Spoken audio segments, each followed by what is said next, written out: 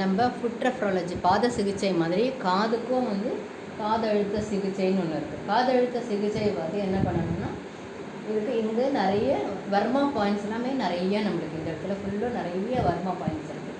So Verma points இருக்கிறதுனால இந்த காதுக்கு நம்ம ஒரு மசாஜ் கொடுக்கணும். காதை நல்லா நல்லா பிடிச்சி நல்லா இழுக்கணும். நல்லா மசாஜ் இப்படி எடுத்தோன்னா நல்லா பிடிச்சி இழுக்கணும். நல்லா மசாஜ் கொடுக்கணும் அட்லீஸ்ட். தென் அப்புறம் இப்படி மடித்து அதை மடித்து விடணும். ஃபோல்டு பண்ணணும், நல்லா ஃபோல்டு பண்ணணும். அப்புறம் காதை அப்படியே பிடிச்சி கிளாக் வைஸ்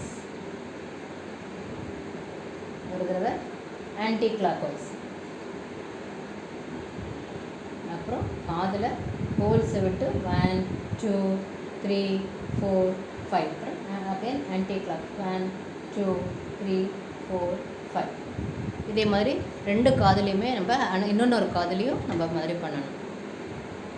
இதனால் இங்கே இருக்கிற நரம்புகள் எல்லாம் ஆக்டிவேட் ஆகும்.